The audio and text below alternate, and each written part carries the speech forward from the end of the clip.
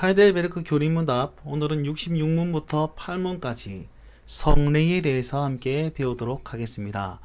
여러분, 우리는 성례는 굉장히 많이 들어왔고 세례를 받으신 분도 많을 테고요. 그리고 늘상 이 성찬식에 1년에 거의 적게는 한 4번 정도, 많게는 그보다 더 많이 교회에서 하는 성찬식에 참여하긴 하지만 그게 무슨 의미를 가진지 여러분 잘 모르셨을 것입니다. 오늘 문답을 통해서 좀 잘 배워보시고 삶에 적용하시면 좋겠습니다. 자, 성례입니다. 우리는 지난 시간에 참된 믿음, 즉 확실한 지식과 굳은 신뢰, 공교회적 고백을 포함하는 이 참된 믿음은요, 성령님께서 주시는 믿음이라 배웠습니다. 그리고 성령님은 무엇을 통하여 이 믿음을 주십니까? 바로 복음의 강설과 그리고 성례를 통하여 믿음을 주신다 하였습니다. 성령님께서는 복음의 강설, 즉 설교를 통하여 우리에게 믿음을 일으키십니다. 그리고 이 일으키신 믿음을 성례를 통해서 믿음을 굳건하게, 굳세게 하십니다. 이러한 방법으로 성령님께서 우리에게 참된 믿음의 확신을 주신다는 것이죠. 자, 오늘은 세부적으로 성례에 대해서 함께 배워볼 텐데요. 여러분, 66문은요, 성례가 무엇입니까? 라고 질문합니다. 그에 대한 답으로 거룩한 표와 인이다 라고 얘기하고, 그리고 이것이 하나님에 의해 제정된 것이다 라는 것을 명확하게 답변하고 있습니다. 67문은요, 그러면 성례는 무엇을 근본으로 하고 있습니까? 성례는 어디를 초점으로 하고 있습니까? 라고 질문을 하는데요. 바로 예수 그리스도의 십자가를 초점, 즉 예수 그리스도의 십자가의 공로가 그 근본이다 라고 얘기를 합니다. 마지막 68문으로 그리스도께서는 몇 개의 성례를 제정하셨습니까? 네, 바로 세례와 성찬, 이 두 가지밖에 제정하시지 않았습니다. 자, 좀 더 자세하게 살펴보도록 하겠습니다. 66문입니다. 성례가 무엇입니까? 여러분, 답이 쭉 있는데요. 66문의 정답 중에서 우리가 핵심 단어 몇 가지가 있습니다. 핵심 단어 몇 가지를 살펴봄으로써 성례를 좀 알아봤으면 좋겠습니다. 첫 번째 단어가 뭐냐면 복음의 약속이라는 단어입니다. 정답에 파란색, 하늘색 글씨로 되어 있는 것이 있습니다. 복음 약속은 이 약속은 십자가 위에서 이루신 단번의 제사 때문에 우리가 죄 사함과 영원한 생명을 은혜로 받는다는 것, 즉 하나님께서 우리에게 죄 사함과 영생을 은혜로 주신다는 것이 바로 복음 약속입니다. 복음의 약속은 쉽게 말해서 예수님의 십자가로 인하여 우리가 은혜로 받은 죄 사함과 영원한 생명에 대한 약속이 바로 복음의 약속이라는 것이죠. 자, 이해가 되십니까? 복음은요, 그리스도의 죽으심이고 십자가의 제사가 신자에게 구원의 유일한 근거가 된다는 그 약속이 포함되어 있는 것이 바로 복음이라는 것입니다. 여러분, 이 복음의 약속은요, 앞으로 계속 나오기 때문에 이것을 꼭 기억하셨으면 좋겠습니다. 그래서 복음이란 무엇입니까? 라고 얘기했을 때 여러분들은 정말 간단하고 명료하게 예수님의 십자가로 인해서 우리가 은혜로 받은 은혜로입니다. 죄 사함과 그리고 영원한 생명이 바로 복음입니다. 라고 얘기할 수 있어야 됩니다. 이해가 되십니까? 그리고 이것이 명확한 약속이라는 사실을 믿으면서 살아야 되겠죠. 자, 그 다음 중요한 단어가 있습니다. 그게 뭐냐면 표와 인이라는 단어입니다. 자, 표는 무엇입니까? 표는 영어로 sign이라고 되어 있는데 쉽게 말해서 도로 표지판과 같습니다. 여러분, 제가 만약에 부산에서 서울로 간다고 칩시다. 그러면 고속도로를 통과해서 서울로 가는 이정표를 볼 겁니다. 이쪽으로 하면 서울, 이쪽으로 하면 제주도 이렇게 되겠죠. 그러면 서울이라는 이정표를 딱 보았을 때 그 이정표가 쓰여진 거기가 서울인가요? 그렇진 않지요. 그러나 이 이정표를 쫓아서 가다 보면 반드시 서울이 나타날 것이라는 확신을 가진 것이 이정표입니다. 즉, 표라는 말은 뭐냐면 목적지를 찾아갈 수 있도록 보여주는 것, 보이지는 않지만 명확하다는 사실을 증명해 주는 것이 바로 표란 말이죠. 자, 여러분, 성례가 복음의 약속의 표라고 합니다. 보세요. 성례는 복음의 약속에 눈에 보이는 거룩한 표와 인이다. 이렇게 되어 있죠. 자, 이는 무엇입니까? 이는 도장을 찍는다는 것이죠. 그럼 도장을 찍는다는 건 뭐냐면 계약 관계에 있어요. 언약 관계에 있습니다. 그럼 도장을 딱 찍을 때 그 문서에 효력이 있는 겁니다. 이해가 되십니까? 그래서 도장을 딱 찍는다는 것은 뭐냐면 확실하다는 거예요. 성례로 인해서 우리에게 도장을 찍습니다. 성례로 인해서 영원한 생명과 죄사함이 명확하다는 사실을 보여주고, 성례로 도장을 찍음으로써 그 죄사함과 영원한 생명이 확실하게 우리에 적용되었다는 사실을 성례를 통해서 확인한다는 것입니다. 이해가 됩니까? 그래서 이 복음 약속을 명확하고 확실하게 하는 것이 바로 세례다, 아니 성례이다 라는 걸 기억하십시오. 성례를 통해서 우리는 죄사함과 영원한 생명의 명확함과 확실함을 경험할 수 있습니다. 자, 그렇다면 예수님께서는 왜 성례를 제정하셨을까요?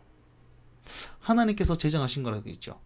인간의 연약함 때문입니다. 보시면 말씀의 불완전함이 아니에요. 앞에 보시면 우리가 지난 시간에 배웠듯이 참된 믿음은 성령님께서 주시는 그거라 하였잖아요. 그러면 하나님 말씀으로만 완전하게 될 것인데 굳이 왜 성례를 해서 흔들리고 막 하나님 말씀만으로 그러면 믿음이 부족한가요? 뭐 이렇게 질문할 수 있잖아요. 여러분, 하나님 말씀이 불완전하기 때문에 성례가 더 필요한 게 아니고, 하나님 말씀은 완전하나 인간이 연약하기 때문에 날마다 성례를 제정하셔가지고 시마다 때마다 그리스도께서 내 안에 있다는 사실을 성찬을 통해 확인하는 거예요. 이해가 되십니까? 복음의 약속, 즉 말씀은 완전하나 인간이 믿지 못하고 흔들리기 때문에 이정표와 확실함을 계속적으로 보여주면서 길을 인도해 나가는 것이죠. 그렇기 때문에 이 복음 약속을 명확하고 확실하게 해주는 것이 바로 성례라는 사실입니다. 꼭 기억하십시오. 자, 67문은 이렇게 또 질문합니다. 그러면 말씀과 성례 이 둘은 우리의 믿음을 우리의 구원의 유일한 근거가 되는 것, 곧 예수 그리스도의 십자가의 제사로 향하도록 하기 위한 것입니까? 다른 말로 하면 이 성례는, 말씀과 성례는 구원의 유일한 근거가 되는 곧 예수 그리스도의 십자가 제사로 향하게 합니다 라는 것이 바로 67문입니다. 여러분, 이것이 바로 믿음의 핵심입니다. 잘 보십시오. 여러분, 성령님께서 우리에게 말씀으로 믿음을 이루십니다. 그리고 성례로 확증하셔서 명확하고 확실하게 해주셨습니다. 이것은 어디로 향하냐면 그리스도의 십자가가 근본이고 그리스도의 십자가로 향하게 되어 있습니다. 여러분, 예수 그리스도의 십자가가 무엇을 의미하죠? 바로 다시 태어난 것, 즉 구원을 의미하잖아요. 그러니까 이 말씀과 성례는 우리를 향해서 어디로 향하냐면 그리스도의 십자가를 향한 믿음에 도달할 수 있게 만들어 주신다는 것입니다. 이게 바로 성령님께서 행하는 믿음의 핵심인 것이지요. 정답을 보시면 우리의 모든 구원이 그리스도가 우리를 위해서 십자가에 이어서 이루신 단번에 제사에 있다라는 사실을 성령께서는 복음으로 가르치고 성례로 확증한다는 거예요. 그래서 우리는 이 복음, 말씀과 성례를 통해서 그리스도의 십자가를 명확하게 믿을 수 있게 된다는 사실입니다. 믿음의 핵심이 바로 그리스도의 십자가라는 사실을 꼭 기억하시고 이것이 말씀과 성례로 확실해진다는 사실을 또한 기억하십시오. 자, 그렇다면 성례의 기준은 무엇입니까? 68문입니다. 그리스도께서 신약에서 제정하신 성례는 몇 가지입니까? 성례의 기준, 예수님께서 제정하신 두 가지입니다. 세례와 성찬. 자, 어떤 사람은 이렇게 얘기합니다.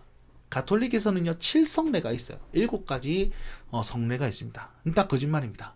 우리는 믿지 않습니다. 두 가지만 믿습니다.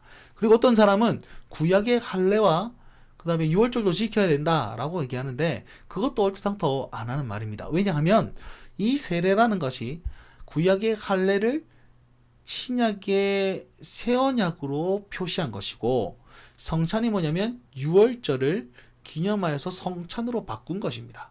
여러분, 할례는 피가 있습니다. 피로 인한 이 새롭게 된 존재의 그 증거란 말이죠.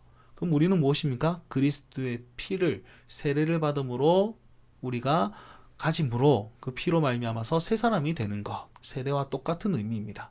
유월절은 구원받았음, 내가 구원받았음을 기억하는 절기지요. 유월절, 다 죽었는데 하나님의 택한 백성만 그 피를 문지방에 바름으로써 죽음이 넘어갔잖아요. 그걸 기억하기 위해서 유월절을 만들었단 말이죠.